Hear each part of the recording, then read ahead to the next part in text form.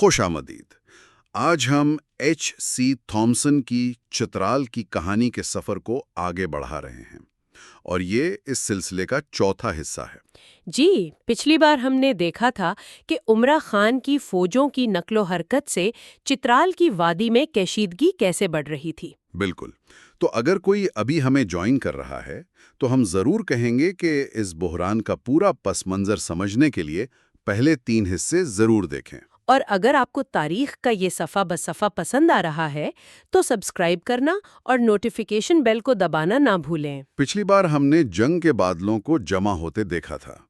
آج باب 3 میں وہ بادل آخرکار طوفان میں بدل گئے ہیں۔ آج ہم دیکھیں گے کہ برٹش حکومت ہند نے سرکاری طور پر اس بگڑتی ہوئی صورتحال پر کیا موقف اختیار کیا۔ ہاں، اور آج کا ہمارا ماخذ باب 3 تقریباً مکمل طور پر وائسرائے ہند لارڈ ایلگن کی ایک تقریر پر مشتمل ہے۔ اچھا، یہ کوئی عام تقریر نہیں، یہ 29 مارچ 1895 کو سپریم لیجسلیٹو کونسل میں دیا گیا ایک بیان تھا جو اس وقت ہندوستان میں برطانوی حکومت کا سب سے بڑا قانون ساز ادارہ تھا۔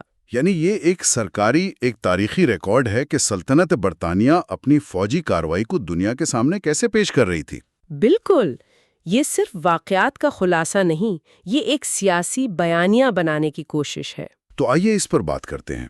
وائسرائے ایک بڑے ہال میں کھڑے ہیں، انہیں پوری سلطنت کو سمجھانا ہے کہ وہ سرحد کے ایک دور دراز کونے میں ایک بڑی فوج کیوں بھیج رہے ہیں۔ تو وہ کہانی کہاں سے شروع کرتے ہیں؟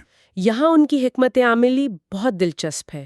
وہ جنگ کی بڑی تصویر یا سامراجی عزائم سے بات شروع نہیں کرتے۔ اچھا۔ وہ کہانی کو ایک بہت ہی ذاتی اور انسانی سطح پر لاتے ہیں۔ ان کا نقطۂ آغاز ہے چترال میں پھنسا ہوا ایک اکیلا برطانوی آفیسر، لیفٹیننٹ گرڈن۔ لیفٹیننٹ گرڈن؟ جی، وہ بتاتے ہیں کہ جب یہ بحران شروع ہوا تو گرڈن وہاں صرف 10 سپاہیوں کے ایک چھوٹے سے دستے کے ساتھ موجود تھے۔ صرف 10 سپاہی؟ تو وہ ایک فرد کی حفاظت کو پوری مہم کی بنیاد بنا رہے ہیں؟ یہ تو بہت مؤثر تکنیک ہے، ایک بے بس آفیسر کی تصویر۔ جی، یہ عوام کے جذبات کو اپیل کرتی ہے، بجائے اس کے کہ وہ زمین پر قبضے کی بات کریں۔ تو کیا تھامسن کی تحریر سے لگتا ہے کہ گرڈن واقعی اتنے شدید خطرے میں تھے؟ دیکھیں، تھامسن یہاں وائسرائے کے الفاظ کو ہی نقل کرتے ہیں۔ ان کے مطابق گلگت میں جو برٹش ایجنٹ تھے ڈاکٹر رابرٹسن، انہوں نے خود گرڈن کو پیغام بھیجا تھا کہ وہ اپنی جگہ سے نہ ہلیں۔ پیغام تھا کہ اگر کسی پریشانی کا امکان ہو تو وہیں ڈٹے رہو۔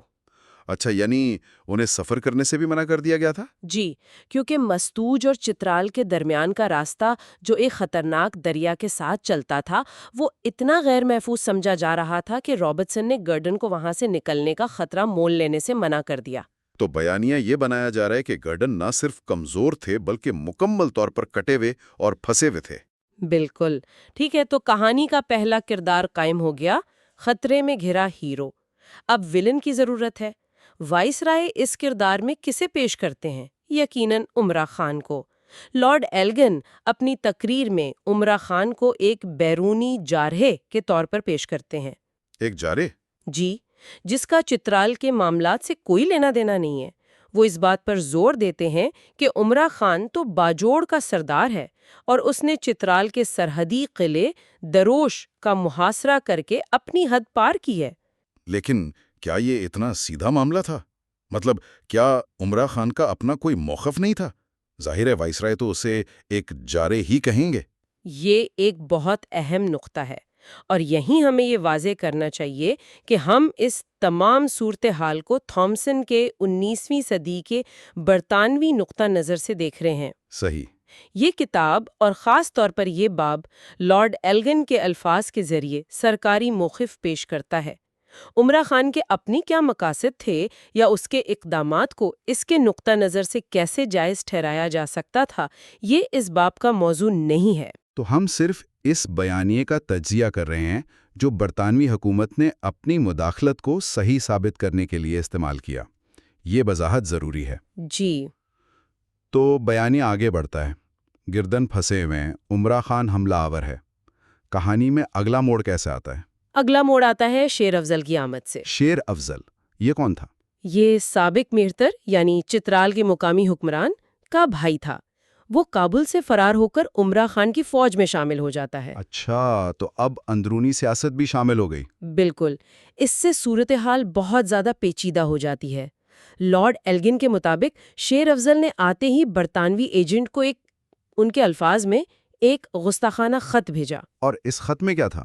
اس میں مطالبہ کیا گیا کہ تمام برطانوی افسران فوراً علاقہ چھوڑ دیں ورنہ نتائج کے ذمہ دار وہ خود ہوں گے۔ تو اب خطرہ صرف ایک شخص گردن تک محدود نہیں رہا، اب تو پوری برطانوی موجودگی کو براہ راست چیلنج کیا جا رہا تھا۔ جی، اور وائسرائے اسی دھمکی کو صورتحال کی سنگینی ظاہر کرنے کے لیے استعمال کرتے ہیں۔ وہ ڈاکٹر رابرٹسن کے اپنے الفاظ کا حوالہ دیتے ہیں۔ کیا کہا تھا رابرٹسن نے؟ انہوں نے گلگت سے لکھا کہ عمرہ خان کی آمد نے صورتحال کو مکمل طور پر بدل دیا ہے۔ ان کے مطابق چترال میں ایک دم خوف و ہراس پھیل گیا تھا۔ اور مقامی لوگ کیا کر رہے تھے؟ رابرٹسن کہتے ہیں کہ مقامی لوگ عمرہ خان کے خلاف متحد ہونے کی کوشش کر رہے تھے، اور اس افراتفری میں گرڈن کا وہاں سے نکلنا اور بھی ناممکن ہو گیا تھا۔ یہاں ایک بات قابل غور ہے، رابرٹسن یہ بھی کہتے ہیں کہ تمام چترالی عمرہ خان کے خلاف متحد ہیں۔ یہ بیان برطانوی مداخلت کو ایک طرح سے مقامی آبادی کی مدد کے طور پر پیش کرتا ہے نا؟ نہ کہ صرف اپنے افسروں کو بچانے کی کوشش۔ بالکل، یہ ایک بہت ہوشیار سیاسی چال ہے۔ اس سے بیانیہ اور مضبوط ہو جاتا ہے۔ اب برطانوی صرف اپنے لوگوں کو نہیں بچا رہے، بلکہ وہ چترال کے مظلوم عوام کو ایک ظالم حملہ آور سے بھی بچا رہے ہیں۔ اور اس کے بعد کیا ہوا؟ اس کے بعد تفریح میں ایک ڈرامائی موڑ آتا ہے۔ وائسرائے بتاتے ہیں کہ 1 مارچ کے بعد چترال سے مواصلات کا ہر راستہ کٹ گیا۔ مکمل طور پر؟ مکمل طور پر۔ ٹیلی گراف کی تاریں کاٹ دی گئیں، قاصدوں کا آنا جانا بند ہو گیا، قلعے میں موجود برطانوی افسران دنیا سے بالکل کٹ چکے تھے۔ اور اس خاموشی نے تو حکومت ہند کو کارروائی کرنے کا ایک طرح سے کھلا اختیار دے دیا ہوگا۔ جب تک خبر نہیں آ رہی، بدترین خدشات کو بنیاد بنا کر فیصلے کیے جا سکتے ہیں۔ یہی ہوا۔ لارڈ ایلگن وضاحت کرتے ہیں کہ اگرچہ انہیں یقین تھا کہ ڈاکٹر رابرٹسن اور ان کے ساتھی قلعے کے اندر محفوظ ہیں۔ کیوں؟ کیونکہ رابرٹسن خود سمجھتے تھے کہ قلعے پر براہ راست حملہ تقریباً ناممکن ہے۔ اصل مسئلہ رسد کا تھا۔ یعنی کھانے پینے اور گولہ بارود کا؟ جی، ان کا ذخیرہ محدود تھا اور وہ زیادہ دیر تک محاصرہ برداشت نہیں کر سکتے تھے۔ ان تک پہنچنا ایک انتہائی مشکل اور خطرناک کام تھا، اور یہی وہ نقطہ ہے جہاں تقریر اپنے عروج پر پہنچتی ہے۔ وہ لمحہ جہاں فوجی کارروائی کے جواز کی عمارت مکمل ہوتی ہے۔ جی ہاں، وائسرائے ایک ایسی خبر کا حوالہ دیتے ہیں جس نے ان کے مطابق تمام شکوک و شبہات کو ختم کر دیا اور ایک بڑی فوجی مہم کو ناگزیر بنا دیا۔ اور وہ خبر کیا تھی؟ وہ کہتے ہیں، اور میں یہاں ان کے الفاظ نقل کر رہی ہوں، کیپٹن راس کی پارٹی کو مستوج سے چترال پہنچنے کی کوشش میں پیش آنے والی تباہی نے یہ واضح کر دیا ہے کہ یہ احکامات ایک دن بھی پہلے جاری نہیں کیے گئے تھے، اور اس نے مہم کی ضرورت کو ثابت کر دیا ہے۔ کورگ درے کا المیہ، تھامسن نے اس واقعے کو اسی نام سے بیان کیا ہے۔ جی۔ اگرچہ اس باب میں جنگ کی تفصیلی رویداد نہیں ہے، لیکن اس کا ذکر ایک فیصلہ کن لمحے کے طور پر کیا گیا ہے۔ ایک چھوٹی پارٹی کی تباہی کو اتنی بڑی فوج بھیجنے کا جواز بنا لینا، یہ تھوڑا غیر متناسب لگتا ہے؟ ہاں، غیر متناسب۔ کیا یہ محض ایک بہانہ تھا؟ یہ سوال اس پورے بحران کے مرکز میں ہے۔ وائسرائے کی تقریر کے مطابق یہ بہانہ نہیں بلکہ ایک ٹھوس وجہ تھی۔ تھامسن کے بیان کے مطابق یہ ایک گھات لگا کر کیا گیا حملہ تھا۔ اچھا، ایک ایمبش۔ جی۔ کیپٹن راس کا دستہ ایک تنگ اور مشکل پہاڑی درے سے گزر رہا تھا جب ان پر حملہ ہوا۔ تھامسن اس علاقے کی جغرافیائی مشکلات پر بہت زور دیتا ہے۔ وہ کس طرح کی مشکلات تھیں؟ وہ لکھتا ہے کہ علاقہ اتنا دشوار گزار تھا کہ فوجی منتشر ہو گئے اور مؤثر طریقے سے اپنا دفاع ہی نہ کر سکیں۔ یہ کوئی باقاعدہ جنگ نہیں تھی، ایک طرح سے ایک قتل عام تھا۔ ایک لمحے کے لیے سوچیں کہ کیپٹن راس کے سپاہی کیا محسوس کر رہے ہوں گے۔ ایک تنگ، خطرناک درے میں پھنسے ہوئے اور چاروں طرف سے حملہ ہو رہا ہے۔ تھامسن اس واقعے کو بڑی سنجیدگی اور افسوس کے ساتھ بیان کرتا ہے۔ وہ بتاتا ہے کہ کیپٹن راس اور ان کے زیادہ تر ساتھی مارے گئے۔ یہ برطانوی فوج کے لیے ایک بہت بڑی فوجی ناکامی اور ایک نفسیاتی دھچکا تھا۔ تو یہ کوئی معمولی جھڑپ نہیں تھی جسے نظر انداز کیا جا سکتا؟ بالکل نہیں۔ وائسرائے کے لیے یہ اس بات کا ثبوت تھا کہ صورتحال قابو سے باہر ہو چکی ہے اور اب ایک بڑی منظم امدادی فوج بھیجنے کے علاوہ کوئی چارہ نہیں۔ اور تھامسن اس تباہی کے بیچ کسی کی بہادری کا خاص طور پر ذکر کرتا ہے نا؟ ہاں، وہ سرجن کیپٹن وائٹ چرچ کی بہادری کو بہت نمایاں کرتی ہیں۔ اچھا۔ تھامسن کے مطابق پسپائی کے دوران وائٹ چرچ نے غیر معمولی جرأت کا مظاہرہ کیا۔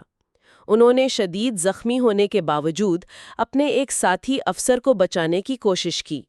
ان کے اقدامات کو مصنف نے ایک ہیرو کی داستان کے طور پر پیش کیا ہے۔ تو شکست کے باوجود بہادری کے تصور کو برقرار رکھا گیا۔ جی، یہ تفصیلات شامل کرنے سے تھامسن نہ صرف واقعے کی سنگینی کو بڑھاتا ہے بلکہ برطانوی فوج کے وقار کو بھی برقرار رکھتا ہے۔ تو اس تباہی کے بعد وائسرائے اپنی تقریر کے آخری حصے میں بڑی امدادی مہم کا حتمی جواز کیسے پیش کرتے ہیں؟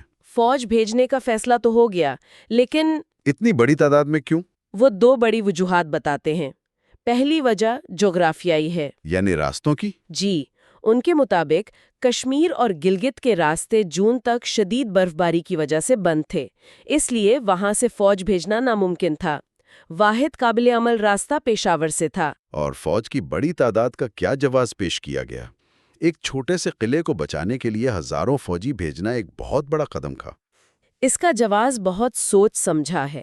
لارڈ ایلگن کہتے ہیں کہ اس مہم کا بنیادی مقصد تو چترال میں پھنسے برطانوی افسران کو بحفاظت نکالنا تھا، لیکن اس کے ساتھ ساتھ انہیں عمرہ خان پر اتنا فوجی دباؤ ڈالنا تھا کہ وہ خود ہی پیچھے ہٹنے پر مجبور ہو جائے۔ فوج کی بڑی تعداد کا مقصد صرف لڑنا نہیں تھا بلکہ طاقت کا مظاہرہ کرنا تھا، اور اپنی سپلائی لائن کو بھی محفوظ بنانا ہوگا۔ بالکل، اور سب سے اہم بات، وہ مقامی قبائل کو ایک واضح پیغام دینا چاہتے تھے کہ برطانوی راج کی طاقت کو چیلنج کرنے کی کوشش نہ کی جائے اور کسی بھی قسم کی مزاحمت کو سختی سے کچل دیا جائے گا۔ تو یہ ایک امدادی مہم سے زیادہ ایک تعزیری مہم تھی، ایک پیونیٹیو ایکسپیڈیشن۔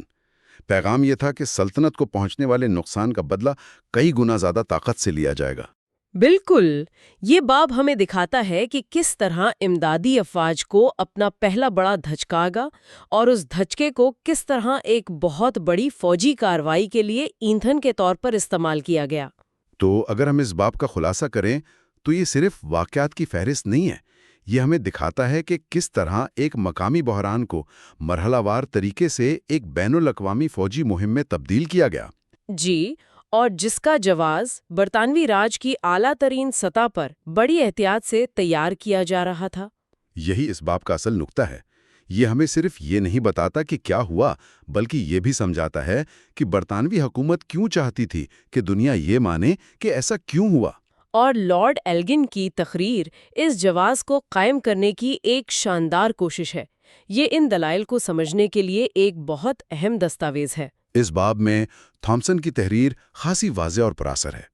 اگرچہ یہ گفتگو اہم نکات کو سامنے لاتی ہے، لیکن ان پہاڑی جھڑپوں کی شدت اور اس وقت کے احساسات کو صحیح معنوں میں سمجھنے کے لیے اصل کتاب کو پڑھنا ہی بہترین طریقہ ہے۔ بالکل، اور ہماری اگلی گفتگو میں ہم دیکھیں گے کہ اس تباہی کی خبر باقی سرحد تک کیسے پہنچی اور اس نے آنے والے واقعات پر کیا اثر ڈالا۔ تو یہ باب ہمارے لیے ایک سوچنے کا سوال چھوڑ جاتا ہے۔ جی، کیا کیپٹن راس کی پارٹی کی تباہی واقعی وہ فیصلہ کن موڑ تھی جس نے حکومت کو کارروائی پر مجبور کیا، یا یہ وہ آخری تنکا تھا جس کی حکومت کو پہلے سے طے شدہ فیصلے کو عملی جامہ پہنانے کے لیے ضرورت تھی؟ یعنی تاریخ میں کتنی بار ایسا ہوتا ہے کہ ایک المناک واقعہ ایک پہلے سے موجود سیاسی خواہش کی تکمیل کا آسان بہانہ بن جاتا ہے۔ بالکل،